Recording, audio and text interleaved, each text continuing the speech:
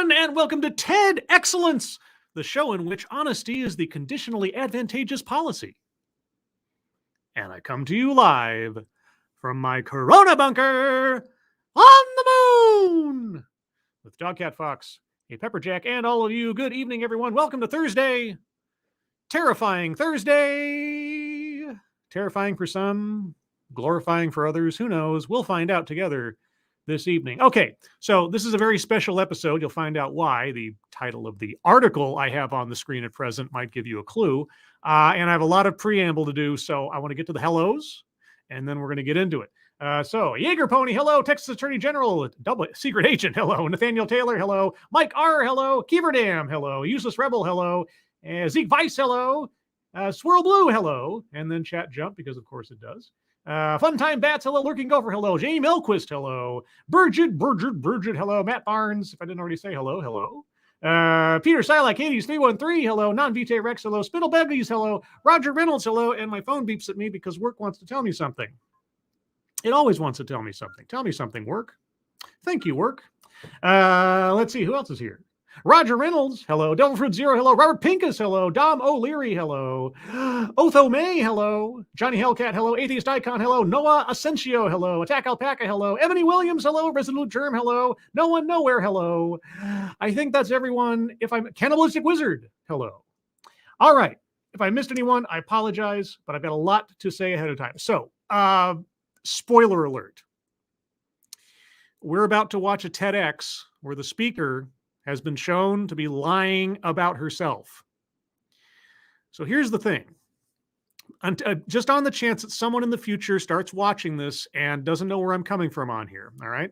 So first and foremost, thank you to Alan Hardy for alerting me to this news story, which is related to a TEDx, which makes it all worthwhile. Secondly, as we watch this presentation, I'm going to read the article, get some facts going on, then we're going to watch the TEDx.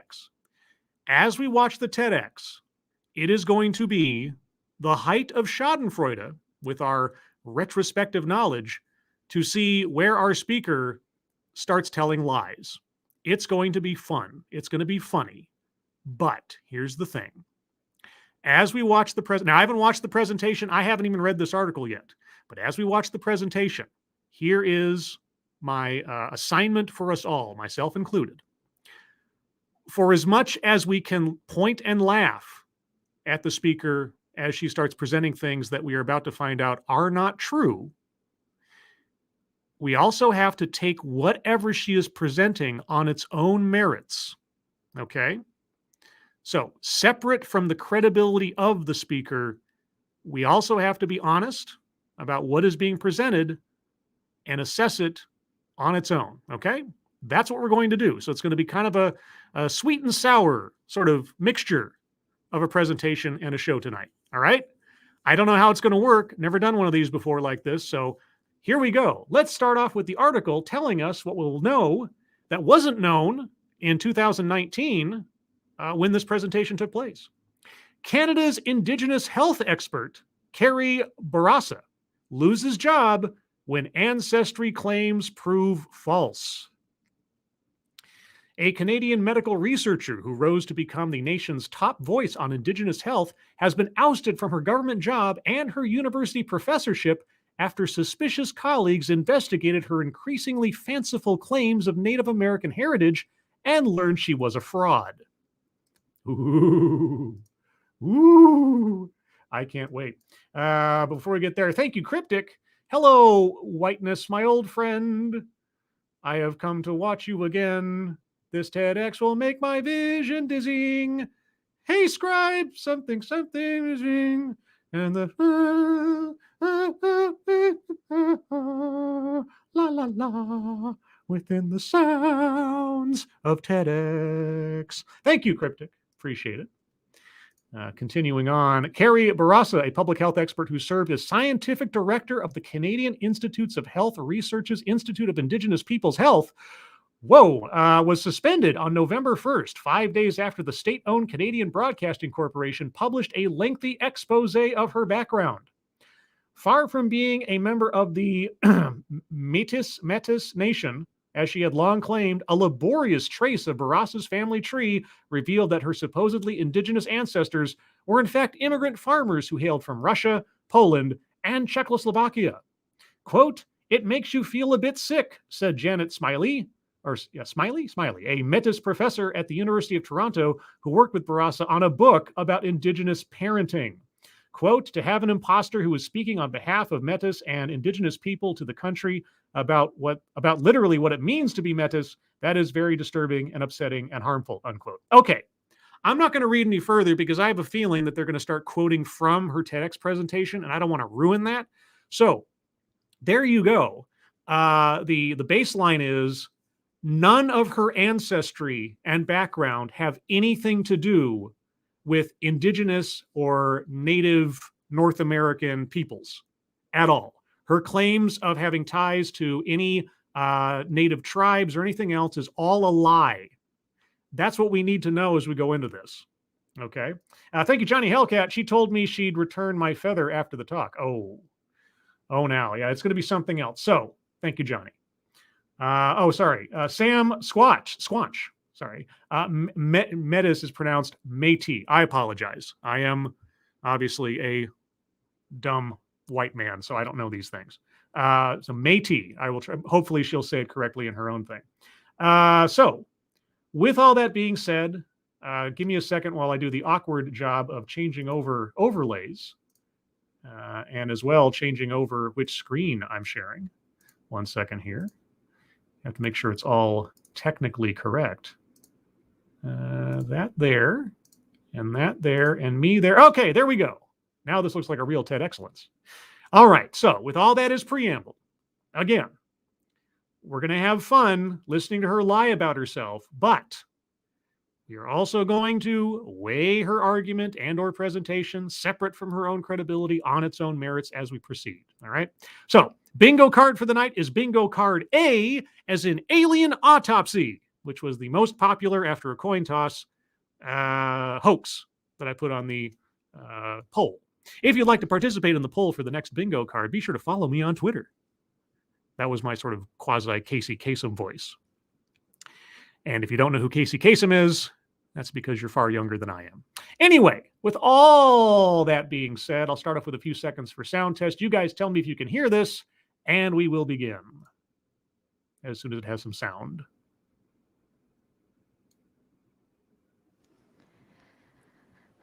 Any greetings. Oh, this is going to be fun. Okay, you guys hear that? The greetings. I have tried to up the sound a little bit on the file, so hopefully it is as loud as I can make it. Sounds good, says Keeverdam. And Ebony Williams says, yes, I am much younger than you, Scribbles. It's true. It's true. I'm an old man now. Old man of 42. Anyway, so already her dress, she's holding a feather. Oh, boy. My name's Morning Star Bear. Oh, your name's Morning Star Bear, is it? Okay. Whew. I'm just going to say I'm emotional. So, you know what? I am too. And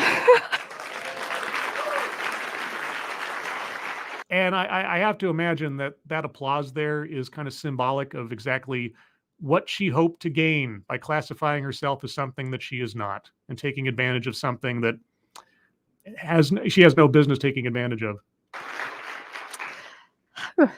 I'm Bear Clan. No, you're not. I'm an Anishinaabe Métis from Treaty 4 territory. No, you're not. And I want to acknowledge the territory that I'm in, Treaty 6 territory, home to the Cree peoples and homeland of the Métis Nation.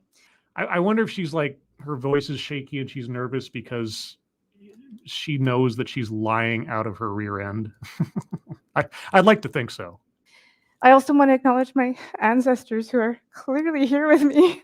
Oh, really? From Poland and Russia and Czechoslovakia? All the way from there? And my relatives, Elder Betty McKenna and Elder Mary Wilson, who have been huge influences in my life. Now, see, that's the other part that I wasn't quite sure about. Would she start quoting direct family members, like, within a generation as also being attached. And I don't know what happens there because I didn't read that for far along in the story, so I'm not quite sure about that part.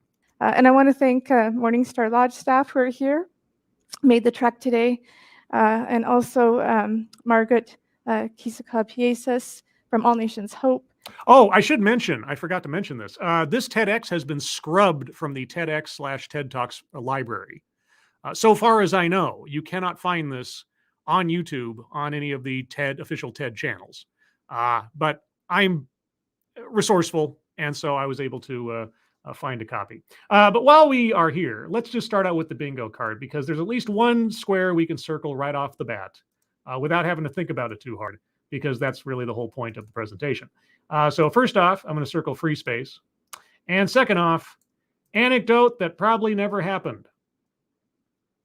Because the whole thing, or at least large chunks of it, is an anecdote that never happened. Also, leaves out vital context in the sense that the entirety of her talk is based on a lie. Let's go over the rest of the card real quick. Collectivize his own demographic.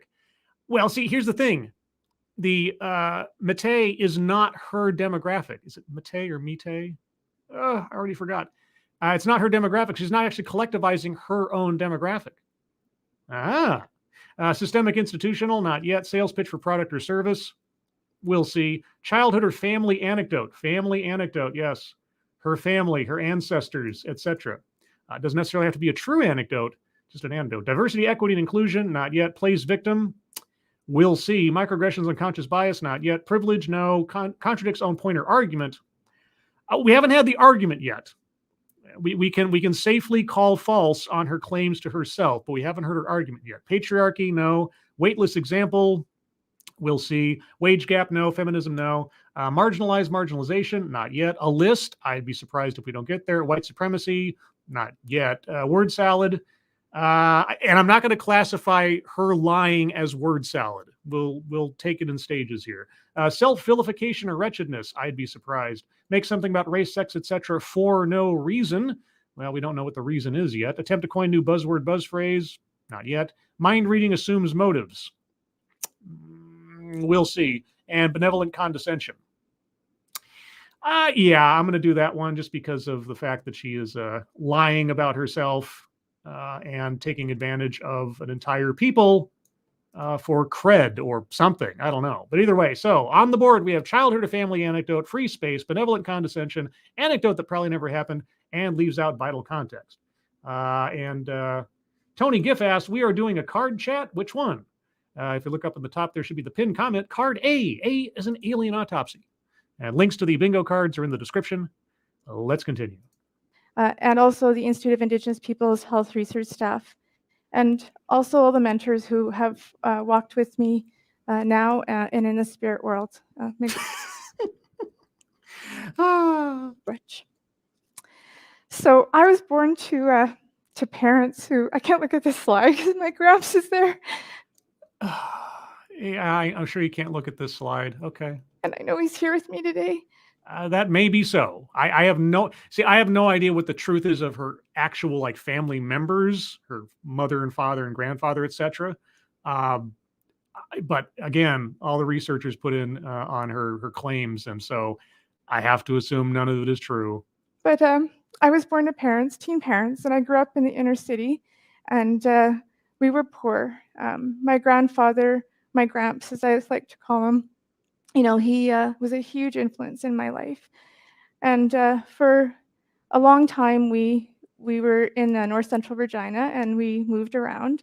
But we grew up in a really poor, disrupted family, and that was due to intergenerational trauma.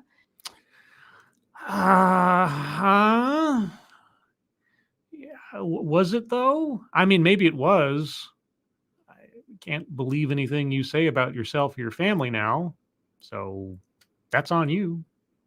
And that caused addictions and violence and disruption and loss. And I often wonder, how my path came here. How did I get here? I never had a plan. And for me to even think about being a mother or a wife or graduating high school, going to university, that was just never on my mind.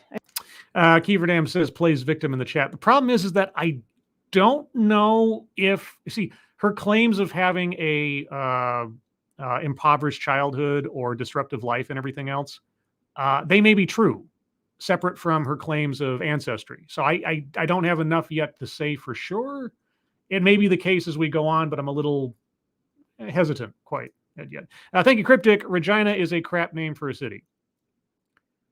Okay, well, now, I don't know. I mean, Regina. I mean, think about some American city names. You know, like what Albuquerque. I don't know what that means. I don't know. Canadians, what are you gonna do? I don't know.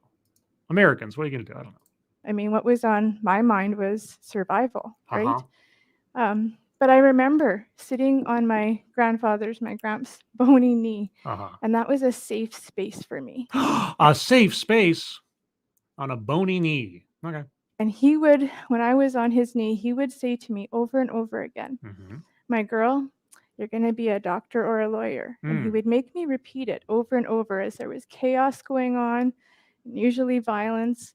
And he would make me say that over and over again. And why would he make me say that? Because there was nobody in my family that had ever gone past grade 8. Okay. Again, I have no idea if these claims are true or not, because they can exist separate from a heritage claim. Education for us was not attainable. Us? What do you mean us? And what do you mean not attainable? I mean, I don't know how old our speaker is at this point, or what the situation as far as like public schooling was in Canada at the time that she was a child. So maybe there's some validity to that. I don't know. My grandfather had a grade 3, and my mom and dad were teen parents, and they worked really, really hard. But they had a grade 7 and 8 between them. And so I know for him, it was about, you're going to break the cycle. You are going to be the one that goes to university. And I didn't have any concept of that, except for that he was going to repeat that over and over again until I had it in my head that that's what I was going to do. Well, okay. You are the hero of your family. It's a sad state of affairs, all things considered. And I lost him when I was 19, and it was devastating for me. But I knew I could not let him down. Lurking Gopher, us collectivizes own demographic. Well, I guess the question is own demographic, because the whole point of looking at this is the fact that we found out that she's lying about her heritage. So it is not her own demographic that she is collectivizing. Maybe I'm splitting hairs there. I don't know. I mean, it's a technicality, but we're going to wait and see. Maybe there's another example over the course of the presentation that'll be more obvious. And if it's still nebulous by the end of the presentation, we can discuss it and come to a conclusion as a group. And even when he was in the spirit world, he put people in my place at exactly the right time when I needed them. And there are no coincidences. Okay, I got to find out. I'm gonna skim through the article off on the other tab real quick, and I'm really curious to know about her actual, like, her parents and her grandparents, because I just want to make sure that if she is citing something about her immediate family, let's see. All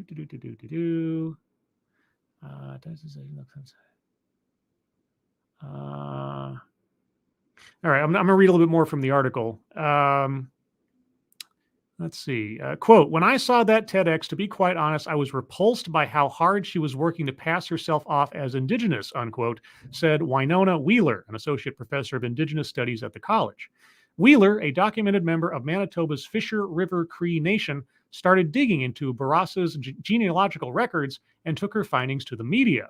But when pressed to provide evidence of Native American heritage, Bourassa suddenly changed her story, saying that she had been adopted into the Métis community by an unnamed Métis friend of her deceased grandfather, Clifford Larocque. Quote, even though Clifford passed, those bonds are even deeper than death because the family has taken me as if I was their blood family, unquote, she insisted in a statement. Quote, in turn, I serve the Métis community to the best of my ability, unquote. Aha. So she claims that she was adopted into the peoples by a friend of her deceased grandfather. So by her own statement, she has absolutely no genealogical or familial ties to the indigenous peoples of Canada. Okay, well, that clears that up real quick. I wasn't quite sure. Thank you, Cryptic. That feather is a chef kiss, isn't it, though? Isn't it? Okay, well, there you go. Unnamed friend granted her a lineage she does not have, and she's claiming. All right, well, now I feel a bit safer in certain things. This is how it was supposed to be. And I still have those people placed in my life at the right time. Get to your point. And what I learned is that my success is collective success. It's about all of our success. Okay, you know what? Even if she is lying about her origins, this constantly associating herself, etc. Okay, it's either collectivize his own demographic. No, playing victim. Okay. I'm still not sure about collectivize his own demographic, but she associating herself with the issues and problems of a people she has absolutely no connection to. That's playing victim. And that's really what I want to talk about today. I want to talk about the lessons that I have learned in serving Indigenous communities. Oh, in serving Indigenous communities. Serving them by lying about your own background. Okay, well, all right. Now, this might be the beginning of the line where we stop just assessing her credibility and start assessing what she has to say. So let's just all be mature. Yeah, all right. So as I said, I've had the right people come into my life at exactly the right time. Mm-hmm. Were they real people or people you made up? And I did not ever plan to become an academic. You never planned to become an academic. At some point you must have, because there's a lot of intentional decisions that have to be made along that way. So never planned. I didn't even really know what that would mean.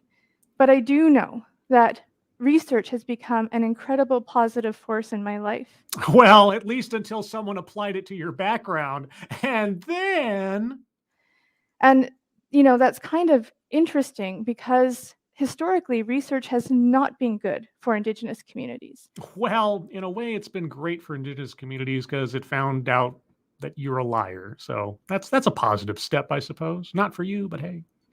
And, if you think about residential schools, there's been horrific experiments undertaken with children in residential schools. I understand that to be true historically in Canada, depending on what we're talking about, though. And we still see those terrible effects today. And even today, in terms of research in the academy, there's even researchers that have really good intentions.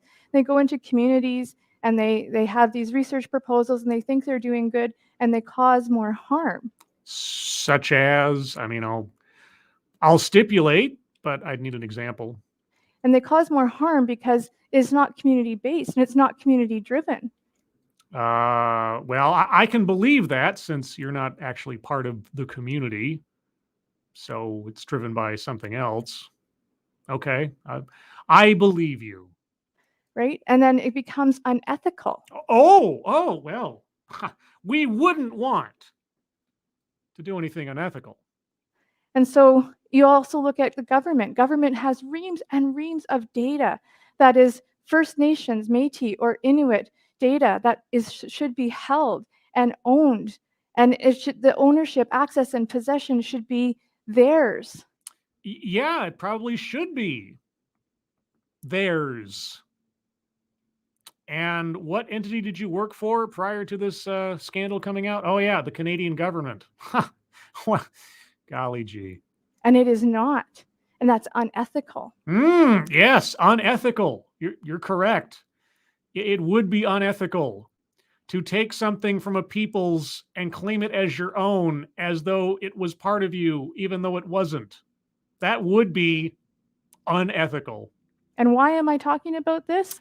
I don't know. Trying to cover up your own lies, trying to elevate your own station. I don't know. Narcissism, need for attention. I don't know. Thank you, Chicago Mike. Elizabeth Warren looks different in Canada. Oh. Sick burn there, dude. Sick burn. I need some aloe after that one. Because we still need that data. Oh, okay. So speaking about data, according to Statistics Canada, Mhm. 1 in 20 people in Canada identify as Indigenous. Well, I guess you're one of those 20 because you identify as Indigenous. It's not true, but you identify as it. So I wonder if she becomes an example of the need for verification of claims. 4 out of 25 people identify as Indigenous here in Saskatchewan. Mm-hmm. For First Nations, age 1 to 44, the most common cause of death is injury and poisoning. Okay, in the absence of having any reason to disbelieve the statistics, I will believe the statistics. Okay, what point are we getting to? I guarantee you that is not the most common cause of death for the general Canadian population. Okay. The potential years of lost life from injury alone was more than all other causes of death, and almost 3.5 times that of the general Canadian population. Okay. And suicide rates for Indigenous youth range from 5 to 7 times higher than the national average. Again, I don't have any reason to disbelieve these statistics and studies, so I will believe it. The Indigenous peoples of Canada have a certain level of hardship that perhaps exceeds your average Canadian. Okay. And there are still over 1,200 missing and murdered Indigenous women in Canada. Mm-hmm. I can go on and on. I can Yes. cite mortality and morbidity rates. I can talk about crises after crises. You could, and for all intents and purposes, in the absence of anything counter, I would believe you. What are you getting at? But I won't. Okay. And why not? Because you've only got 10 minutes. Because it is the reality. Yeah, tell us more about reality. It most certainly is the reality. Mm-hmm. But the problem is we continue to talk about disease. Well, you just okay. What do you mean by disease? Dis-ease, as my cookum says.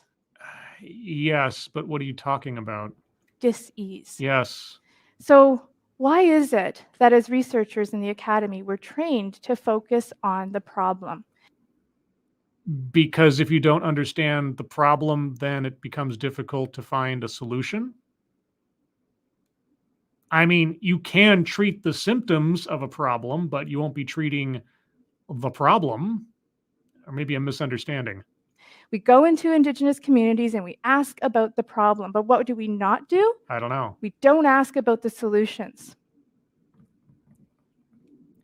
Well, I mean, if there are obvious solutions to certain problems, then okay. But I'm not sure what you, as it's becoming my mantra, or has become my mantra over the years. Please give me an active example. We don't take an asset-based approach. We don't look at the strengths and the resilience and the living experiences that they have. Well, why bother? You can just make them up when they're just as valid. Why not? I don't know. Why not? We can and we should do it. Okay. Again, for the sake of argument, I'm going along with you. It seems kind of odd to me that any intelligent person or some long collective of intelligent people going into a community trying to solve problems wouldn't first understand the problem and also ask the people involved what they would like to see done about it or something. If you say it never happens, I have a hard time believing that, even if I didn't already know your credibility was questionable, but okay. So research undertaken by and at the direction of Indigenous communities Yeah. can in fact be transformational. Okay. When it's community driven. Okay. So, in the absence of a better phrase, God helps those who help themselves kind of thing.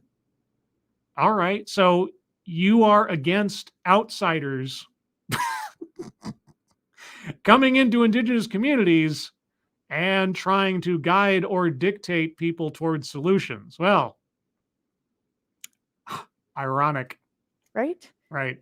Asset-based, Yes. strengths-based, Okay. resilience-based. Yes. So we have spent the last 20 years working at the direction of Indigenous communities. And so we have spent a lot of time in Wait. You spent 20 years working at the direction of Indigenous communities. I thought your complaint was that they're not community driven. Did I miss something here?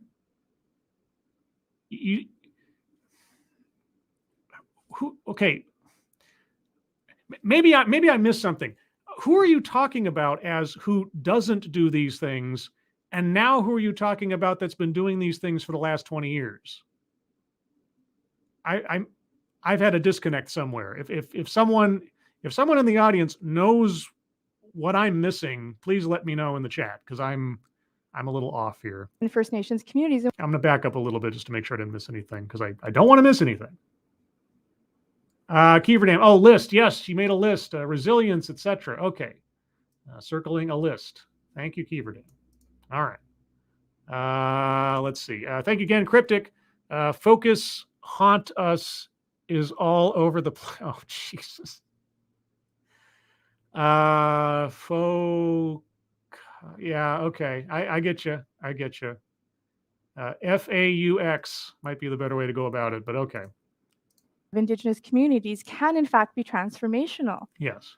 When it's community driven. Right. Okay. So your argument is that changes in community activism need to be community driven.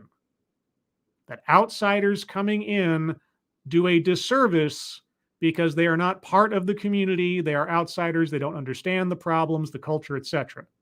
Okay. I'm with you. Right? I don't know. Asset-based, Yes. strengths-based, Yes. resilience-based. Yes. So we have spent the last 20 years working at the direction of Indigenous communities. Who is we? Okay, you're talking about the academy, and now you're talking about we. Who is we? I don't know who we is the Morning Star Lodge. Is that who we are? Because I'm honestly confused. And so we have spent a lot of time in First Nations communities, and what we've heard is that, hey, we're great, we're happy to have you in our communities.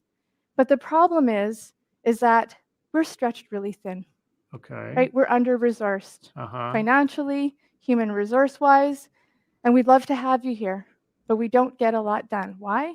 Because we have a lot to do in our communities and we don't have enough resources to do it. So you're asking for money?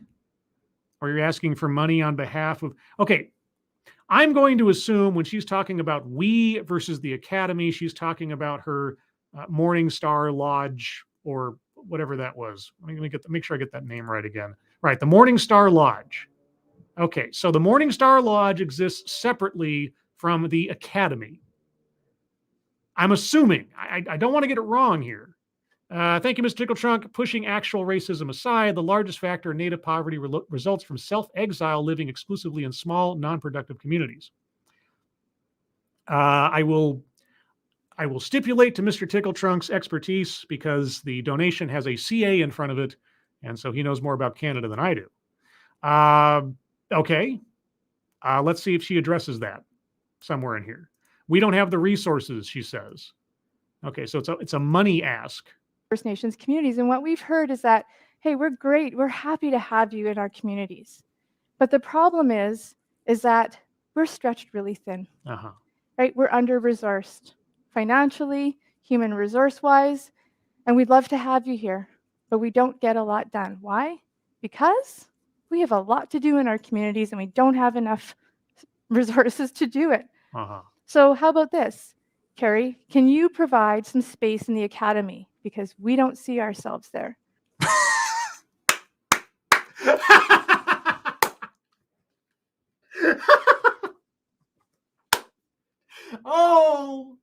Oh, they don't see, well, I mean, and when you showed up, they still didn't. We don't see a safe space for us there. Oh, man.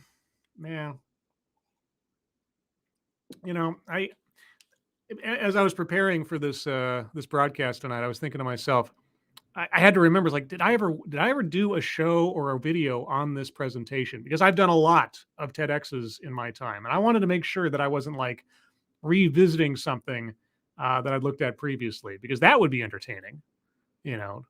I've actually considered going back and watching live some of the original TEDx's that I did in scripted videos to see, how I'd approach it now versus then, that kind of thing. But either way, I just find this ridiculously entertaining. The knowledge we have now makes all of this so much more interesting.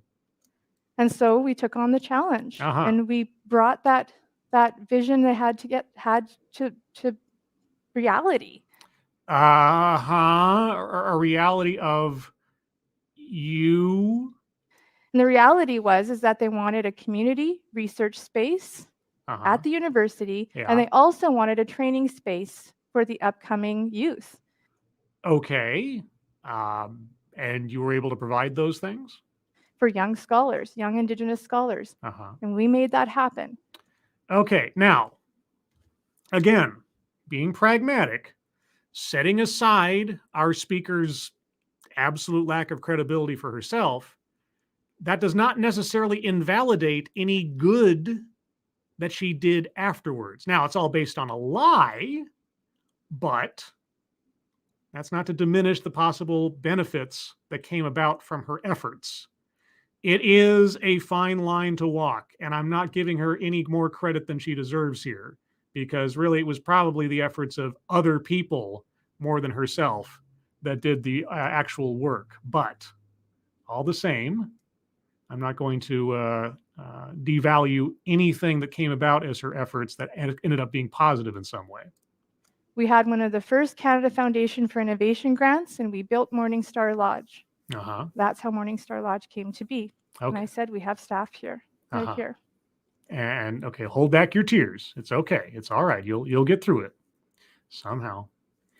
Let's see. And thank you again, Mr. Tickle Trunk.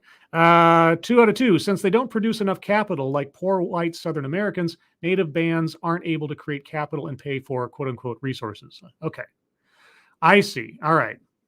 So I'm getting a better picture of things. And Sam Squatch, again, we have the racial segregation of colleges. Yeah, I mean, well, okay. Grants for, if you're talking about the grants, or you're talking about like the, I guess the spaces, setting up a training. Yeah, that's true. That's true. I mean, you can have a crossover between a specific culture or peoples and a class issue where, it's unavoidable, let's say. So in that sense, I guess it's not necessarily some terrible segregationist or, racial elevation thing to offer resources to demographics that need help. And if they just happen to be also of a specific ethnicity, that's just, part of the game, I suppose. But yes, promoting that we start setting aside spaces on the basis of race or ethnicity. I mean, providing opportunities is one thing. Starting to say that now we have to have this little area over here, or this part of the program over here, that's where it starts crossing the line. So yes, good point. And Morningstar Lodge is very unique. It is very unique, or it was very unique. It's a mentorship lab. Okay. It's one of a kind. It's led by elders. It's led by community partners. Like you? And the community partners that we have, we take direction from them. Always. Okay. So why aren't they the leaders of the group? I mean, why don't you have people from each of the communities you're serving be on the leadership? But why? Or maybe you do. And why are you there again? Oh, I forgot. So we have undergraduate students, we have graduate students, we have postdocs, we have community members. Yeah, sure, we have some community members that might have a grade 8, but guess what? They have a lot to contribute. Okay. Again, I'm certainly not going to diminish the honest and legitimate efforts of people to better themselves and or their families. The methods, depending on where we're going, might be a little bit questionable, but okay. Is this an argument for more institutions like your own? Just as much as a postdoc, or a graduate student. We have visiting scholars, and when we walk in the door, doesn't matter who we are, what kind of degree we have or don't have, we check our egos at the door. Oh, I have a feeling at least someone here doesn't.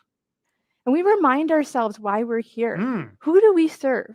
I don't know. We serve community. Yeah. Always. Yes. Every day. Yes. And we take direction from them. Yes. And we're guided by ceremony. Aha. Ceremony and prayer from our elders. Our elders? Our elders. We don't do anything without starting in ceremony. Ah. So. Oh no, please don't tell me you're going to lead the audience in a ceremony. Is that why you have the feather? Oh no. Oh no. Oh no, everyone. Oh no, no. Oh no. Cryptic, thank you so much. For this event, did you hear about the Native American who drank 1,000 glasses of tea? He drowned in his tea. All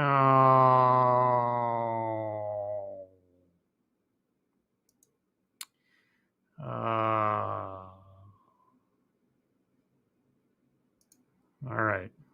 The return of Cryptic. Are you going to lead us in a ceremony?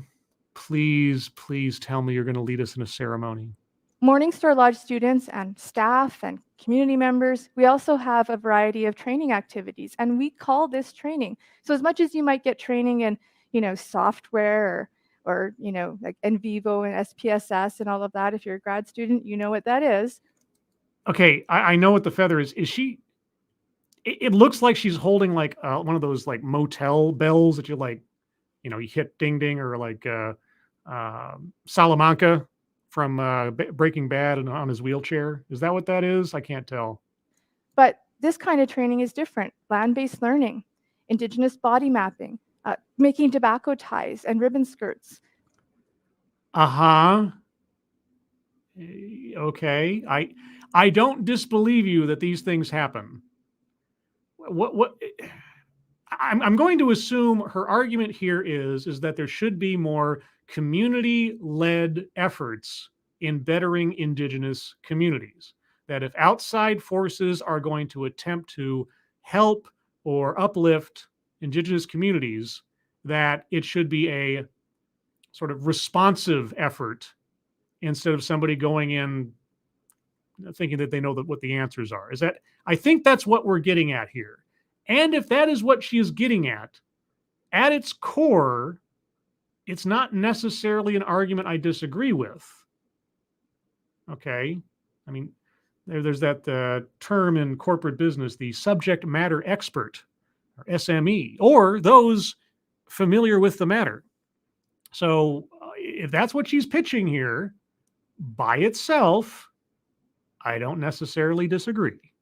Going to full moon ceremonies and feasts and sweats and going picking medicines on the land. Yeah, I'm sure that is all stuff that indigenous native people do, like legitimate indigenous people do.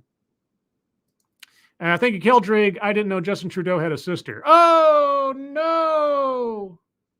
Oh, no. Let's see. Mr. Tickletrunk says she's holding a talking feather. It's like holding a talking stick. Okay, well, isn't that more like a situation where you have a group and everybody takes their turn? I don't claim to understand it, but then I don't think she does either. So there you go. And attending all kinds of different ceremonies, and you can see just a few here. Okay. And elders are actively involved in guiding every research project. Okay. And they play a critical role in the lab. Okay. We're always available to student trainees, community members, researchers, but we have the privilege of... Oh, privilege on the board. Privilege. Where did I put? There it is. Okay, so circling privilege on the board, right above the dog cat fox. Let's see. Marking bad. I disagree with someone like that, quote, bringing in SMEs, unquote, because of the unaccountable nature of money given to the First Nations. Okay, again, just as a reference point, I know just enough about the Indigenous situation in Canada to be dangerous, which is nothing at all. So if I'm telling stories out of school, I'll confess it right now. So maybe it may be beneficial at some point to have a familiar with the matter with somebody who knows that stuff better than I do for future reference. So if that's true, hey, all right, I'll take it as it is.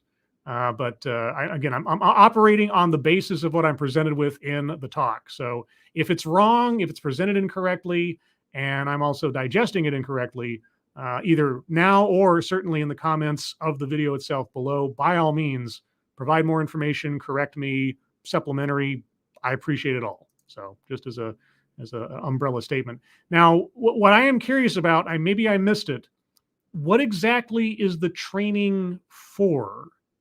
I mean, are we talking like educational? Are we talking about training, like cultural training, learning about your heritage kind of thing?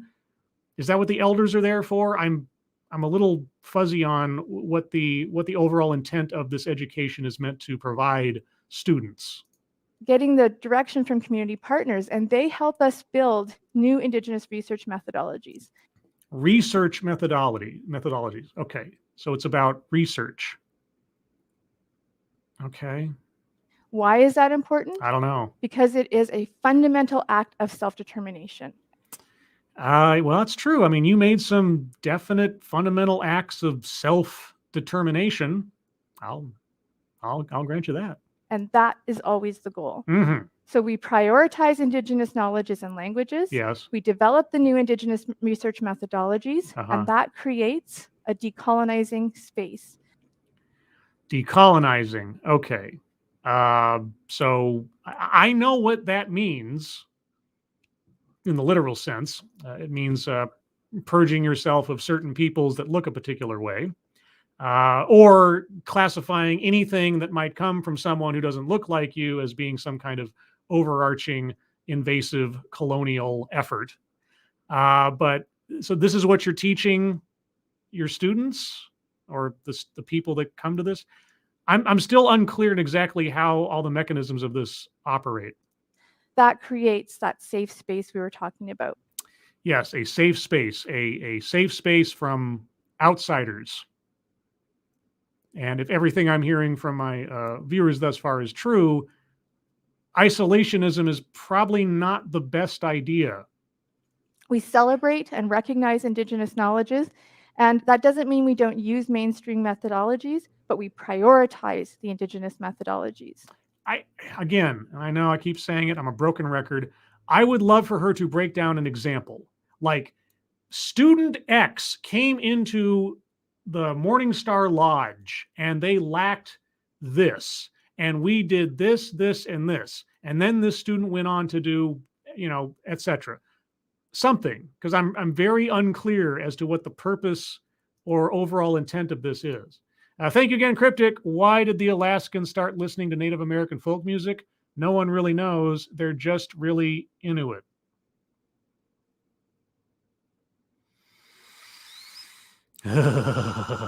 Thank you, Cryptic. And thank you again, Mr. Jiggletrunk. 3 out of 3. I feel for the Native bands, but they self-segregate to preserve their culture, and it's choking them with poverty because they can't create wealth. I see. Okay, so, I mean, is probably not a discussion I can really, well, discussion, but a subject I can really cover here. But, where is the line between preserving one's culture and risking, I don't know how to say it, like destructive assimilation? Like, I mean, there is a need to preserve culture, like languages that die off or certain traditions and things. I understand the need and the desire to keep these things remembered and sacred and practiced and so on. But we also know that certain things can go by the wayside if, total integration and assimilation take place. So I guess I'm sure there is there an example of a healthy balance of that? Either in Canada or America or elsewise? How do you strike a healthy balance between preserving what you hold sacred, but also not completely isolating yourself from the rest of the world? I don't have an answer to that question. Just thought that came to mind.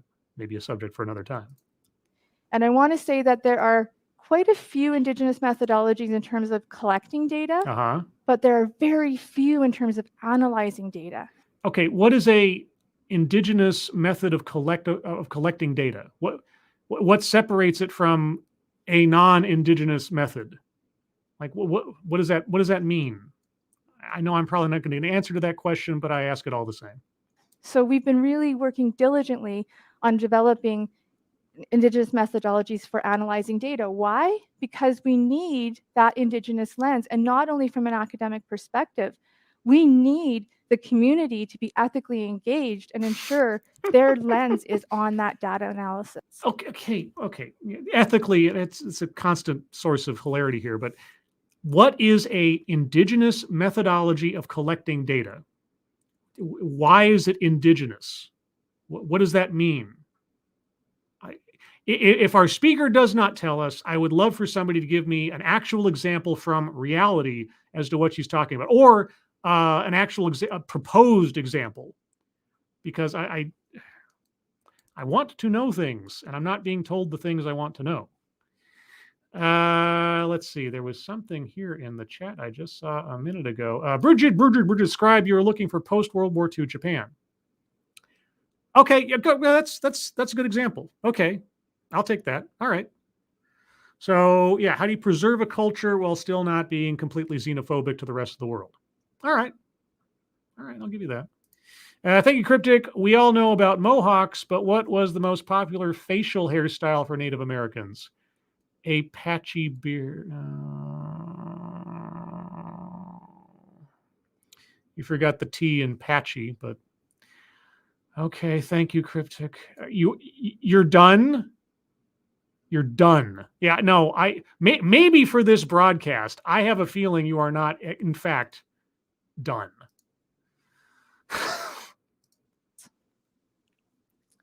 So, for example, what? A what? An example? Oh, be still my heart. if you think about storytelling, Yes. it is a very popular and important Indigenous research methodology. Okay, all right. Okay. Storytelling as a research methodology. That's exclusive to Indigenous peoples? Who is going to interpret the results of the stories that are shared? The results of the stories. Like, what? Where's that community voice? Well, I don't know. I guess it's the person who's telling the story, and whether or not they're legitimate in saying it. Like, I don't know, not you. What about data from surveys in community? Okay, well, tell me an Indigenous method for collecting data in a community. Storytelling? That's a way of relaying information, or traditions or virtues and things like that. I mean, writing down such stories would be collecting them. What makes it Indigenous? I'm waiting for this special classification. How are we going to engage Indigenous community members? How are we going to do that in an ethical manner? I don't know. You tell me, lady who's completely unethical. Whose voice is going to speak for them? Well, apparently yours, because you say so. So again, when we have very few methodologies in terms of data analysis, it becomes problematic and actually unethical. There are lots of methodologies for data analysis. They've been built up over all of human history, and sirens going off in the background. Don't know if you can hear those, but okay. What are you talking about? I am so confused, legitimately confused. So what we had to do is ensure that we found a way to find a methodology that worked. Okay, I'm getting real close to circling word salad if I don't get something concrete pretty quick. So we adapted Dr. Judith Bartlett's methodology. It was a method that worked, but it took a very long time, and communities just don't have time for that. What method? What are you talking about? And if it is Judith Bartlett Indigenous? And if she's not, is it an Indigenous methodology? So we gathered Indigenous community members and researchers, and we developed and streamlined a process using technology. What technology? What kind of technology? That's a very broad term. We now have an ethical process that engages communities, and it works. Okay, word salad. Absolute words. I do not know what she is talking about. She is, leaves out vital context, but now I'm just, okay. So what we did is developed a webinar. We have a published paper that's coming out right away. How is any of that indigenous? What characterizes an indigenous method versus any other? What are you talking about? And we also have a toolkit that we can share with both communities and research teams. And the process is called Collective Consensual Data Analytic Procedure. Collective CCAP? What? Yes, we're changing the name, but we have to do it in ceremony. What?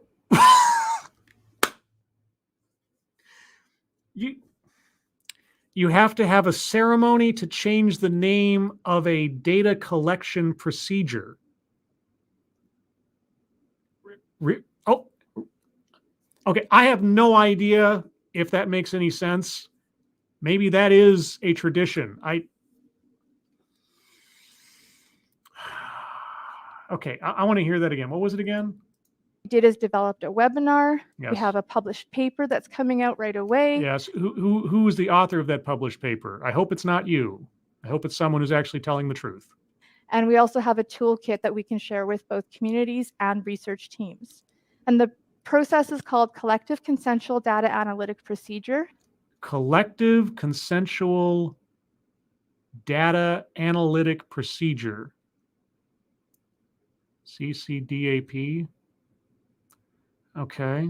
Yes, we're changing the name, but we have to do it in ceremony. Why? Is that okay? Those of you here who are far more expert at this subject matter than I am, my Canadian listeners, does that sound like something that would actually need to take place? Do you have to have a ceremony to change the name of a research process? And I would love for her to describe exactly how this process works.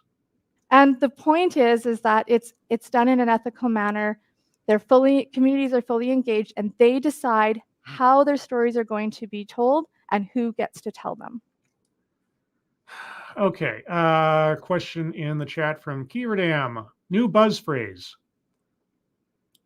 Attempt to coin new buzzword buzz phrase. I don't know. Does that count? She's only brought it up the one time, and they're going to change it. Ebony Williams says, here, let me make sure I got I want to, at least attempt to immortalize these on the stream itself. So Kieverdam asks a new buzz phrase. Don't know. But Ebony Williams says, I think that counts as a sales pitch. I think at this point, this entire thing counts as a sales pitch for, if not her specific organization, then her plan / blueprint for such organizations. So I'll give you that one. And well, here's the thing. Okay, in having done that, it is indeed the case. And I'm not lying when I say bingo. What? Of course! We have a bingo. First bingo, straight down the middle. Sales pitch for product or service, privilege, free space, word salad, and benevolent condescension. There's bingo number one. We'll see if we get any more. So yeah, we'll consider the buzz phrase thing as we go on. I'm not sure yet. Not sure. Another priority is developing capacity, and this comes from our Indigenous community partners, but we don't decide what that looks like. Our community partners do. Yeah, the more I hear her talk about, the community does this, the community does that, and I was like, okay, that makes some sense. But as Sam Squatch and Mr. Tickletrunk have mentioned, that does, tie into the I'm going to use the word, I don't often use it, the problematic isolationism that seems to be, at least if not at the heart, then at least a major part of some of the problems that she's talking about, as far as I've been told. So One example is that the partnerships that we form are long-term, and the communities tell us when they're done with us. I still don't know exactly what it is that you're doing. I mean, you talked about like a grant or setting up opportunities in universities, etc. Is that? But what exactly are you doing? Why can't you just specify? Like, walk us through. Like, what does a student or a member of your organization do, or what can someone expect to get out of being a part of your organization?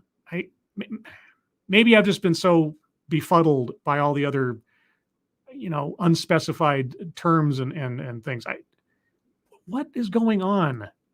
Right? Like, we don't get to decide that. They decide that. Decide what? Like, specifically what? Give me something where a indigenous a member of the community made a decision and guided you. Like, told you what? You came in there and you wanted to do X, Y, and Z, or your goal was to achieve this. And then the community member said, well, you can do this. Is that so difficult? They also tell us what they need. And so All Nations Hope Network is an example of one of our partners. We've All Nations Hope Network, okay. been partners with them for 17 years. Okay. You've been doing this a long time. You've kept up this lie for a long time, sounds like. Not really surprised. And when that partnership started, what did I ask? I don't know. Of All Nations Hope? What did I ask Margaret? I don't know. I asked her, what do you need? Wow. How can we serve you? And that is a question we continue to ask every single time we meet. Give us a success story. I mean, you have to have at least one, right? An individual or a community or a situation that you came at and it was this way. And then after you came in and you facilitated help, it turned out better because of whatever. You have at least one success story example, right? A name, a town, something. How can I serve you? What can we do? What do you need from Morningstar Lodge? So mostly it's training activities. Training in what? What kind of training? Job training? What? But that looks very different, as you can tell from what I've already said. No, I don't know what to look at. What you've said almost nothing of specificity. You've talked in high-minded terms and abstracts. I don't know what. Maybe I missed it. Maybe in the cloud and the miasma of this, I have missed it. Who are you training and what are you training them for? Training them to do what? Gosh. Even if I didn't know she was lying about herself this whole time, this would still be a very frustrating TEDx. And the goal is to build capacity both within All Nations Hope, but also the broader community. For what? And the goal when I talked to Margaret was, Yeah. I said to her, Yeah. I want to work myself out of a job. I want to work myself out of a job. It's all about you. That's good. What is your job again? And I'm serious about that. Oh, yeah, your job was in the government. Now it's not. Yeah, the Indigenous Health Organization. Yeah. The goal is that Margaret should be the lead researcher holding the grants. And guess what? 17 years later, she is. Great. Then what are you there for again? What? She holds a $1.1 million CIHR grant for a Code Away project. A Code Away project? What is that? That's phenomenal. Oh, I'll believe you, but I don't know what you're talking about. And that is where we want to go. What? 100%. And this is how partnership works, and this is what self-determination looks like. What? Good Lord. You keep citing examples or like, this is what this looks like. Or what is an Indigenous data collection methodology? What? Name it. How does it work? What are you giving people training in? Specifically, what is this money going towards specifically? I mean, the closest we've gotten, as far as I can tell, and by all means, correct me if I'm wrong, the closest we've gotten is she wanted to set up specific spaces in universities, safe spaces for Indigenous peoples and Indigenous students, or something like that. That's the only sort of tangible thing I've heard mentioned so far that isn't an absolute amorphous, abstract reference. I just, And so we still play a role as much as she and her team want us to. Great. So I also have the opportunity to serve Indigenous communities in a very different way. Maybe is that like a polished stone in her hand? I'm still trying to figure out what the other item is in her hand. It's either metal or a very well polished stone. I'm guessing it's probably a stone then, if it's not, yeah. I'm the scientific director of the Institute of Indigenous Peoples Health at the Canadian Institutes of Health Research. Oh, was that your job? Was that where you were working? Let me see. Carrie Bourassa, a public health expert who served as scientific director of the Canadian Institutes of Health Research's Institute of Indigenous Peoples Health. Yes. Okay. So this is from your own organization. Or at least, well, okay. I don't know when she started working for them. I know she just lost her job in the last, month. I guess she left her job, whatever. So maybe she wasn't working for them in 2019 when this was recorded, but okay. But this is the organization that this lady has just recently been ousted from. Okay. CHR is Canada's biggest health research funder. Yes. And the Institute of Indigenous Peoples Health is one of 13 institutes, but the only institute in Canada that funds Indigenous health research. It also apparently funded you for a while. So my job is to ensure that Indigenous communities and researchers have the opportunity to hold research funds, just as the example I talked about with Margaret at All Nations Hope. You didn't really give us an example, but okay. So you were a glorified treasurer or something? Okay. And you were working for this organization at the time this was recorded. Okay. Right? It's about self-determination. And if you want to talk about reconciliation, which we are talking about. We are? I think that's the first time you brought up that word, even though it's in the title of your presentation and we have slightly over a minute left in your presentation. It is all about self-determination. You keep saying that phrase. I'm not sure I understand what you mean when you say it, since you haven't really told us, other than you defer to the wisdom and or decision-making process of the people you are serving. I mean, I don't know. Has that been a successful method? I haven't heard an answer to that question. Okay, and Indigenous communities must be leading the Indigenous health research agenda in Canada, full stop. Okay, then why are you there?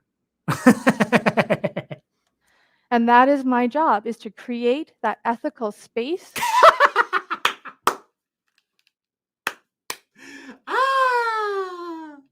to ensure that happens. And so I've been creating opportunities and reducing barriers, and that's really just the long and the short of it. Yeah, the long and the short of it. How can I serve Indigenous communities in Canada to ensure they have the opportunities to apply for and be successful in health research? That, okay. Is that it? You're specifically setting up opportunities for Indigenous people in health research. That's it. So the training, the opportunities you're providing are explicitly to help Indigenous people towards careers in health research. Am I finally getting that? Maybe she said that 3 times previous and I just completely missed it. That is the overall intent and purpose of your organization and efforts, right? So collectively, we've been working on that with the leadership of CHR. So in closing, I just really want to say how thankful I am to have this opportunity to serve Indigenous communities. And I want to say that in a time when everyone is talking about reconciliation, for us, That starts with celebrating the collective strengths, the resilience, and the self-determination of our nations. Boo-hoo! Oh, it's so emotional. Oh, being on the stage and talking about my heritage. Oh, my, oh. Liar, liar, pants on fire. Okay, well, that was the vaunted and now somewhat scrubbed from the world presentation by our speaker, Carrie Bourassa. Not an actual Indigenous person. So, all that being said, let's move on to the bingo card. I'm sure we have a lot to discuss because with a presentation like this, there's going to be a lot to debate over. All right, so I'm going to go over the card once to review, and then if there are any squares left over that you feel should be circled, we'll take that on in a moment. All right, so collectivizes own demographic. That's where I'm stuck. It's not her own demographic. And I feel like if I circled that, I'd be somehow, validating her lies, I think that by necessity needs to stay uncircled because of the nature of what we know about her now in relation to what she presented. I'll take arguments to the contrary, but I just feel like I can't circle that one. Systemic institutional. Well, she talked about the academy and so on. So I'm inclined to circle systemic institutional. And also because she mentioned, certain things about society and opportunities and et cetera. So I feel comfortable circling that one. Diversity, equity, and inclusion. I don't remember her saying any of the words. I guess an argument could be made in the aggregate, but I'll leave that to you guys. Nothing's jumping out at me. Thank you, Johnny Hellcat. Eagle told me bear counts the wiggles of the fish. Yes. Okay. Thank you, Johnny. Who's Johnny? They say, and she smiled in her special way. And by the way, in case it wasn't caught, the whole barely credible thumbnail thing, that's because she claimed to be part of the Bear Clan. That's where that came from. That's as much as I got out of the opening when I did did my sound adjustment to boost the sound. I did have to listen to some of the audio, and that's as much as I got. Okay, back to the card. Let's see. Microaggressions, unconscious bias. I mean, there wasn't an undercurrent of, indigenous peoples being disregarded or treated differently and so on. I'm trying to think if there's a specific instance. I mean, I could stretch and make the argument, but if something doesn't come to me immediately, I'm going to leave it. You guys can lead me along potentially. Contradicts own point or argument.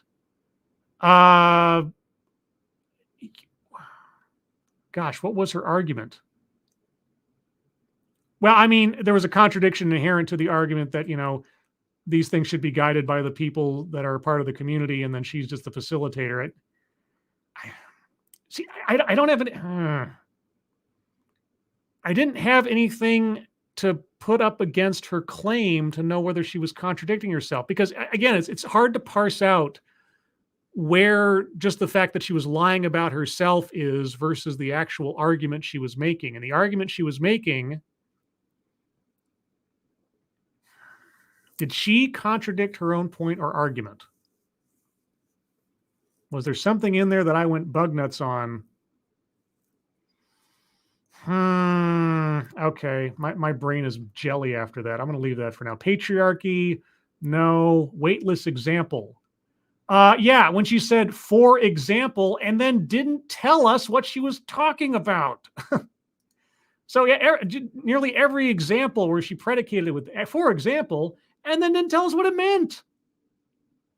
Wage gap. Yeah, she talked about, well, was it wage gap or just sort of economic?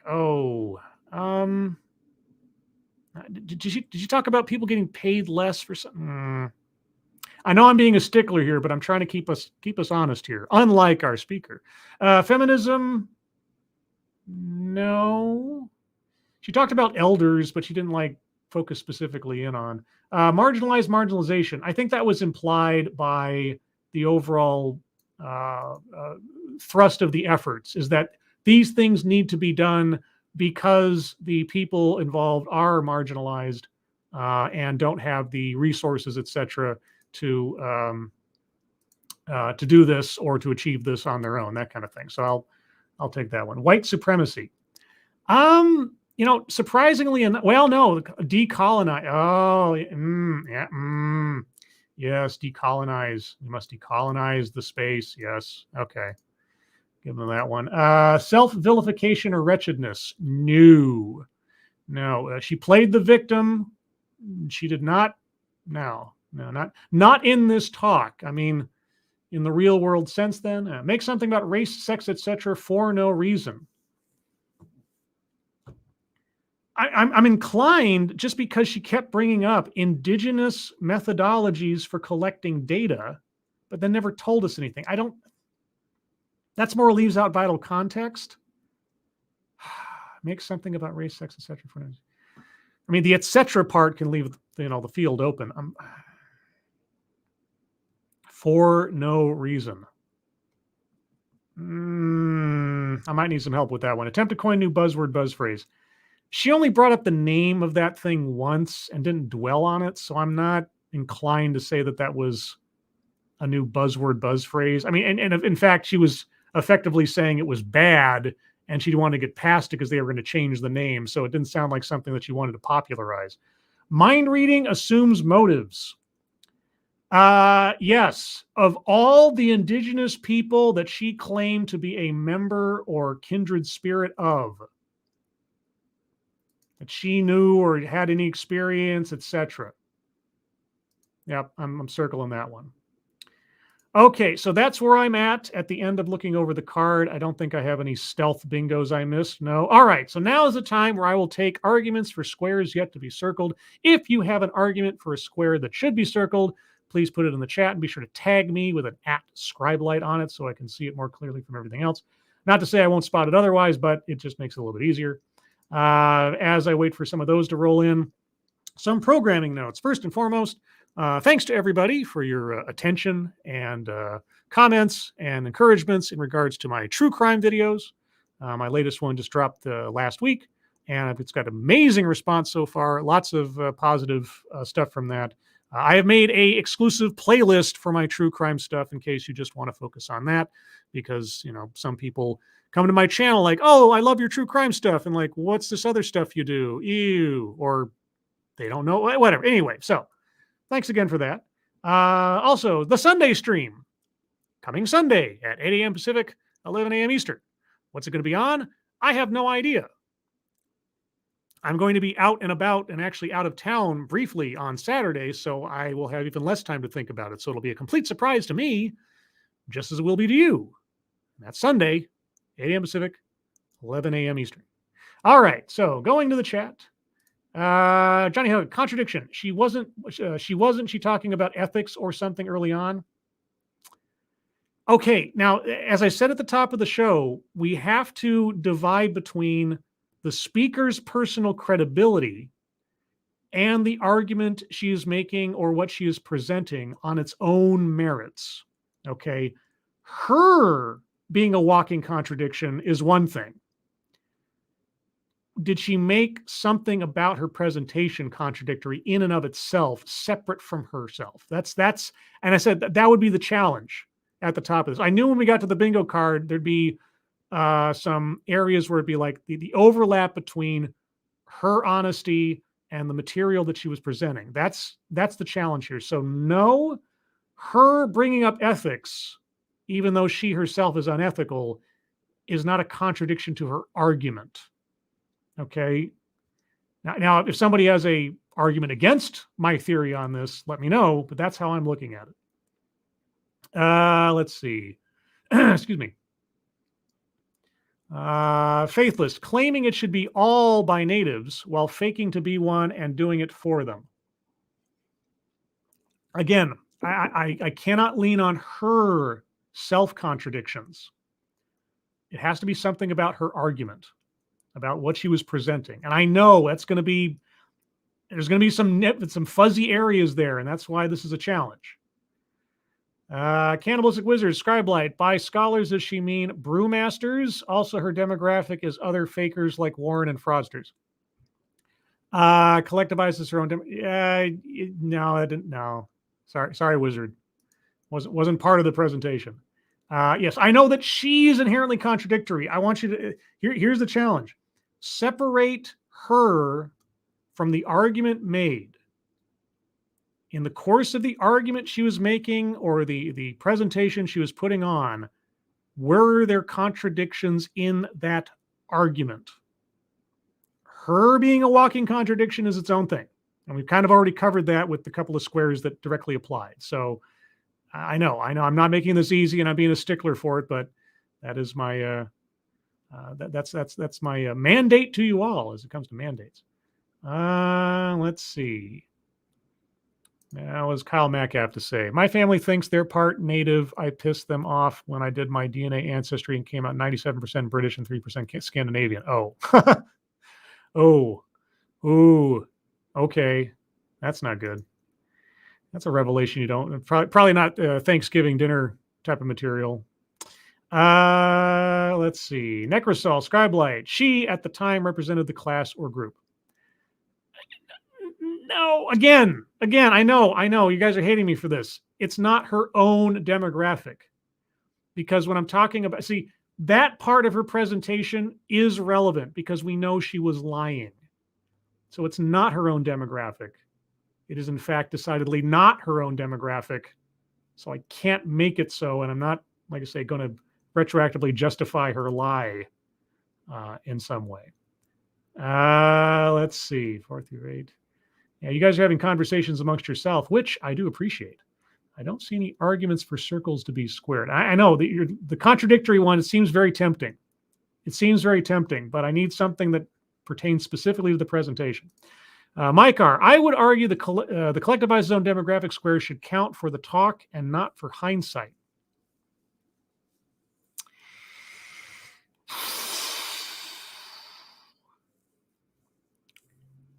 Okay, I have made the argument for we have to base the card on what was presented in the presentation.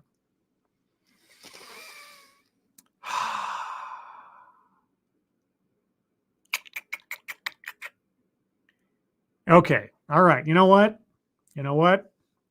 If I am to be honest, I have to adhere to the rules I have set. And so, Mike, you got me. That's legit. We have collectivized zone demographic. Okay.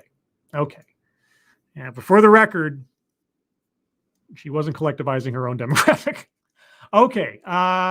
Any other arguments for squares to be circled or circles to be squared, as Kieran pointed out, because sometimes I think of Hollywood squares and something comes over me. Let's see. Faithless says, so did she collectivize the colonizers? Well, I guess that's also true as well. Zeke Weiss, I cannot think of any contradictions for this talk. There is no concrete point she made to contradict. That's the difficulty I was having. I'm still having. She was so abstract in what she was talking about. I have a hard time. Like, she didn't bring up something specific and then 4 paragraphs later say something that invalidated the thing she said before. Because when she never talked about anything in specificity, I don't know if anything she's saying actually contradicts anything else before.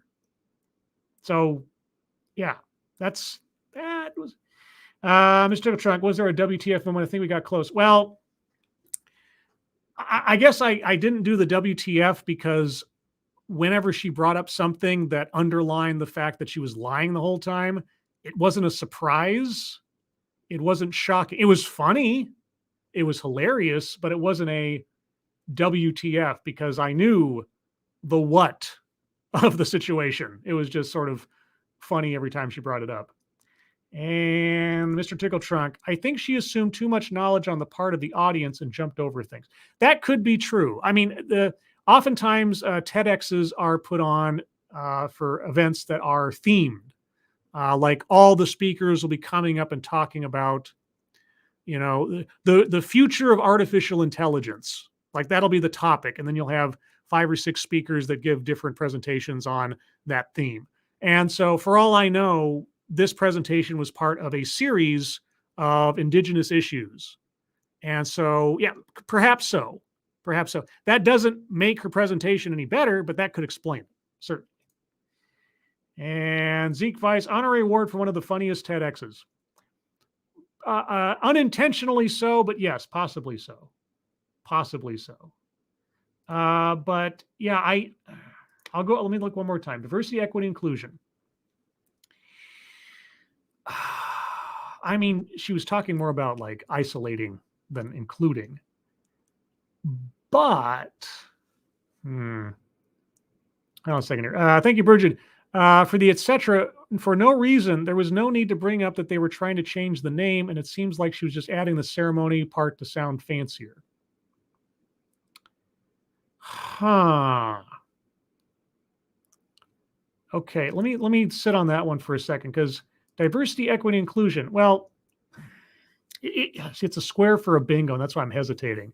Because technically, by proposing or working towards safe spaces for Indigenous people in universities, she was advocating for inclusion into the universities where such spaces did not exist. I don't know if that's strong enough on a bingo square, but let's take on Bridget's argument. Is her having brought up the whole ceremony for the name a etc. and make something about race sets, etc. for no reason? Okay. So if you think that qualifies, if you think that came out of nowhere and didn't have anything to do with anything and was put there just for, window dressing, put a 1 in the chat now. If you don't think that qualifies, put a 2. Don't vote twice or more, and joke votes will be ignored, although possibly quoted. So if you think Bridget's argument applies, 1, if not 2. And that might be the end of it. Bridget says, wait a second. I just realized I've been wrenched. Thank you. You know how long ago I did that? Boy, don't know what to tell you. Let's see. I got a 2, I got a 1, I got a 1, I got a 1. Vera Vashmadai, I'm late. Can we start over? Unfortunately, your name's not Lexi Mads, nor are you having a seizure. As far as I hope you're not having a seizure. So no, the answer is no. I got 4 1s and a 2. I got a 2. I got a 1. And Peter Silak 313 is I'm torn. I can understand. 1 from Ebony Williams. I'm getting a lot of 1s. Okay. Well, because Bridget's got a point, and also I'm not gonna lie. I cannot tell a lie, because it's not a bingo square. I will make something about race sets, etc. for no reason. So there we go. But elsewise, guys, I don't think we're going to get to any other bingos. Buzzword, buzz phrase, a lot of gobbledygook, but the name of her thing doesn't count. Wage gap, no. Diversity, equity, and inclusion, no. Patriarchy, no. And self-vilification or wretchedness, that's a definite no. So I think we're done. We got 1 bingo and almost several others, but that's just the way things hash out. So there you go, guys. Yeah, so a very interesting TEDx for the retroactive knowledge we had on the speaker herself. Entertaining for the hilarity of her lies, and completely uninformative, mostly, for what she had to say. For those of you that know more about these issues than I do, which is probably a lot of you, by all means, put some more supplementary information in the comments for people in the future to read in case there's anything that needs to be clarified or counterpointed. And yeah, we're going to call it there, guys. So everyone, thank you so much for joining me for this once in a lifetime, well, maybe, TEDx. Hope you all enjoyed it. Hope you all learned something or learned what not to do when giving a presentation. Again, if you'd like to hear more from me, well, I've got all types of playlists on my channel, and I'll be doing the Sunday stream this coming Sunday at 8 a.m. Pacific, 11 a.m. Eastern, where I'll talk about something. Not sure yet, but you'll get that catchy intro, which everybody seems to love. Moderators, thank you for keeping an eye on things. Even though everyone here is so well behaved, you have very little to do. Everybody who donated, thank you. Thank you so much for your generosity. I really do appreciate it. You guys really are the best audience in the world. I hope you all have a good rest of your Thursday evening. I hope you have a good rest of your week and weekend. I hope you are all safe and well. If you are not well, please get well soon, and I will see you on the next one. Take care. Bye-bye.